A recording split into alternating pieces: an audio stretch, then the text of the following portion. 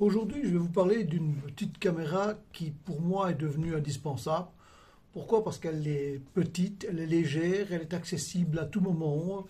On peut s'en servir comme caméra action. D'ailleurs, elle peut même aller dans l'eau. On peut la fixer n'importe où sur tout ce qui est métallique ou bien sur soi.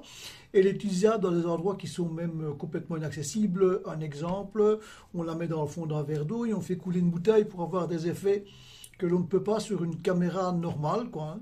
Donc la stabilisation également peut se faire de manière automatique. On peut tourner la caméra comme on veut l'incliner. On reste toujours stable. Alors, pas besoin également de gros logiciels PC pour pouvoir travailler les rushs sur un ordinateur. Il y a une petite application qui fonctionne sur tous les smartphones, qui est très simple à utiliser et qui est l'idéal. En quelques minutes, vous faites vos rushs, votre vidéo complète et vous pouvez l'envoyer directement sur les réseaux. L'avantage également, vous filmez et puis après, vous choisissez le format que vous voulez. Par exemple, si vous voulez le format 16:9 pour YouTube, Facebook, ou bien un format 1:1 pour Instagram, ou le format 9:16 pour TikTok, automatiquement, il s'adaptera en post-production. Mais je vais directement vous montrer, ce sera peut-être plus simple, car moi, je l'utilise déjà depuis quelques mois et je crois que je ne saurais plus m'en passer actuellement. Voilà.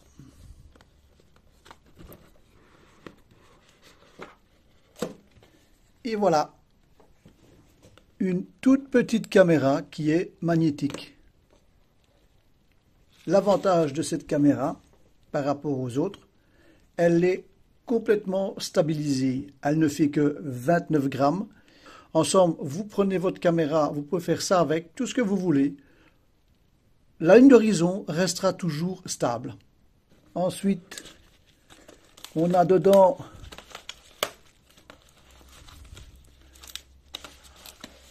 si je regarde bien, un cordon.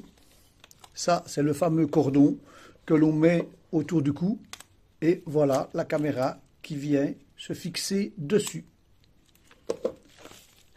J'ai également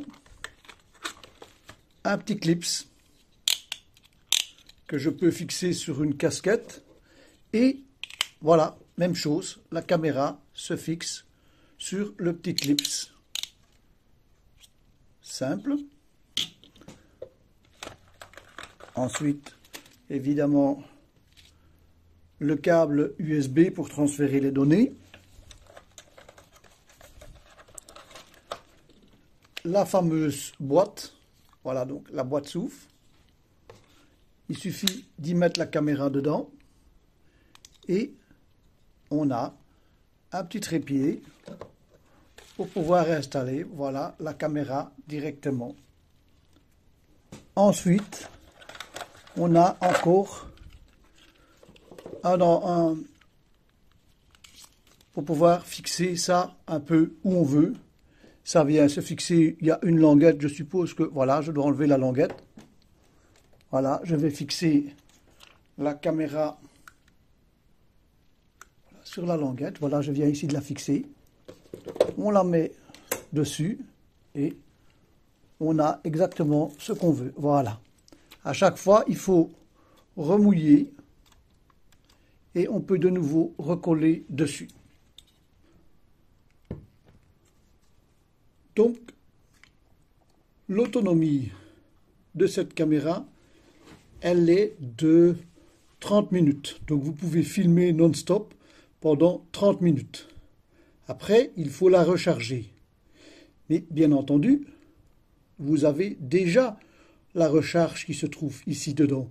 Donc, dès que vous la reclipsez dedans, on est reparti pour une recharge, ça se recharge automatiquement. Et là, vous pouvez filmer 1h30. Donc, ou bien on l'enlève et on fait chaque fois 3 fois 30 minutes, ou bien vous pouvez travailler directement et faire des rushs pendant 1h30. Donc, voilà le principe. Quels sont les différents modes possibles avec cette caméra? Pour cela, donc, je vais l'ouvrir. On va donc se connecter. Connexion est faite. Et voilà les différents modes. Je les passe en vitesse. Donc, on a le mode vidéo, le mode photo, le mode pro vidéo, le mode time shift, time lapse, HDR vidéo, le slow motion ainsi que les settings. Je vais prendre par exemple le mode vidéo. Si je fais un appui long, voilà, là on est dans un sous-menu. Je peux donc passer 16:9, 9/16e. Voilà, je prends l'exemple, voilà, 16:9, 9/16e. Même chose pour les fréquences d'image ici, ou la qualité d'image, voilà, 1080, 1440. Je descends sur les FPS, 30 FPS, 60 FPS, 24. Il y a différentes possibilités. Différents champs, donc ici, moi je laisse le linéaire. On verra tout à l'heure à quoi ça sert. Et les différentes possibilités de standard pour les couleurs, lock, pour le vivid. J'ai 3 couleurs différentes pour des rendus de couleurs pour la caméra. On a également le temps, on peut le mettre sur 10 minutes, on peut également le mettre sur beaucoup plus pour pouvoir, vous voyez, 15 minutes, 30 minutes, 15 secondes. C'est-à-dire que là, il s'éteint automatiquement après 10 minutes. Voilà, et je ressors du mode.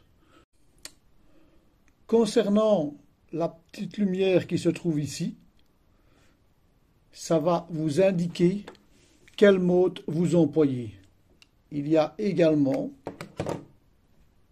ici un petit bouton, donc lorsqu'on appuie sur son doigt, par une pression ou double pression, ça change ce que l'on veut faire avec la caméra. Et ça, vous allez voir, on est obligé de le programmer à l'avance. Je vous montre. Pour ce qui est des différents appuis sur la caméra, c'est très simple. Il faut donc bien entendu connecter la caméra à votre application. Ensuite, nous allons dans Réglages. Et dans Réglages, vous avez les différents modes. Lorsque l'on clique sur Mode, voyez-vous, vous avez Quick Capture 1, Capture 2, simple pression ou double pression. Donc, Quick Capture 1, moi je l'ai demandé. Donc quand on appuie dessus, voyez-vous, il se met directement en Pro Vidéo. Moi, quand j'appuie 2 fois, j'ai le mode photo. Si je fais une simple pression, là, à ce moment-là, je suis toujours en Pro Vidéo. Et si je fais une double pression, j'ai demandé le Time Shift. Mais voyez-vous, on peut changer exactement et choisir le mode que l'on veut. Une fois que l'on a terminé les rushs en Pro Vidéo, il suffit d'aller dans l'application. Donc ici, je vais prendre mes rushs. Je vais en prendre un, par exemple, pour vous montrer ce qu'on peut faire exactement. Voilà, le point fixe. Et vous, à tout moment, je peux appuyer sur et bouger. Donc je vais demander que la scène se passe un peu de ce côté-ci, puisque on continue un peu plus loin. Et là, je vais demander que la scène soit comme ceci. Voilà ce que ça donne.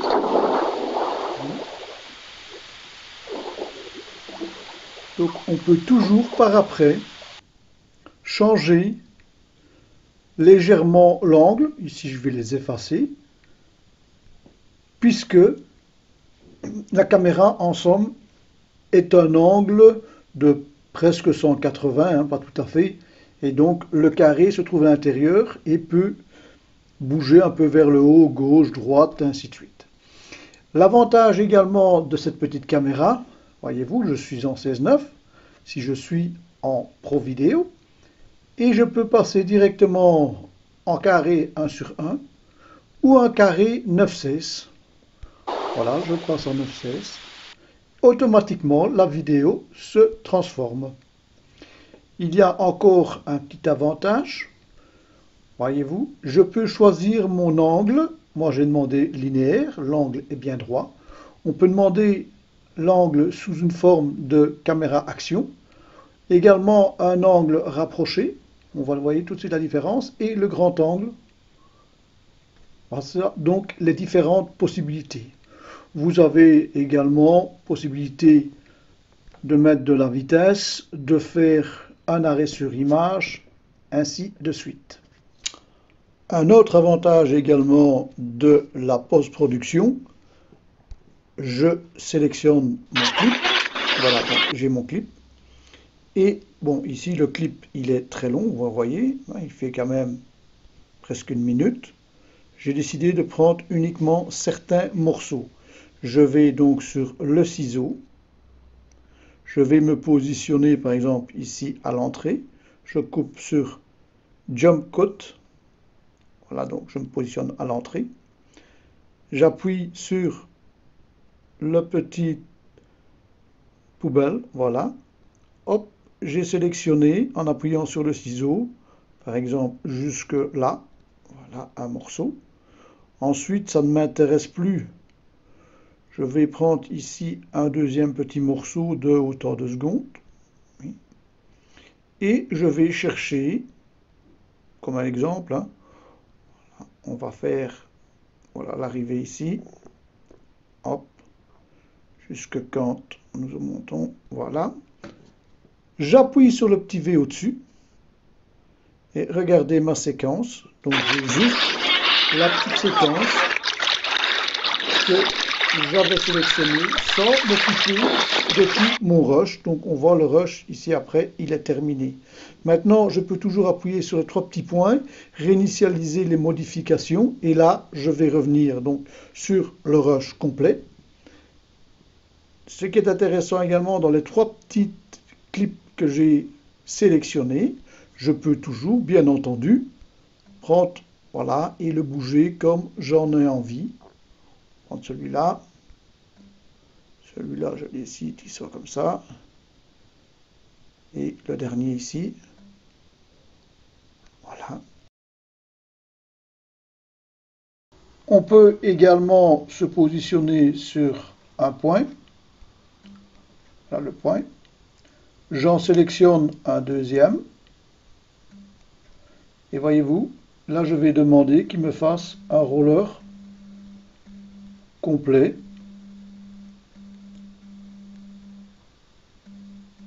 Voilà, donc j'ai fait ici un roller complet. Et voilà le résultat.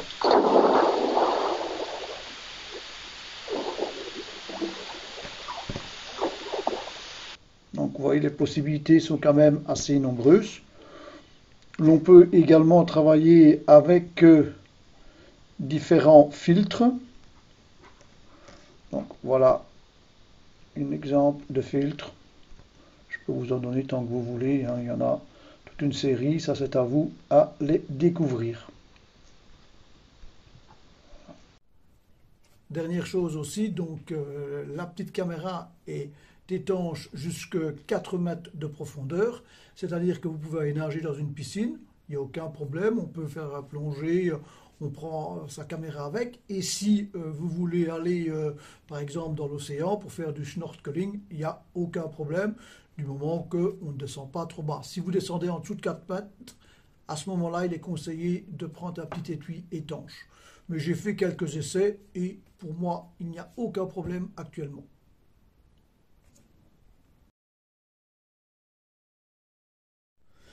Pour terminer, donc, je vais annoncer les quelques points négatifs après donc 4 mois d'essai.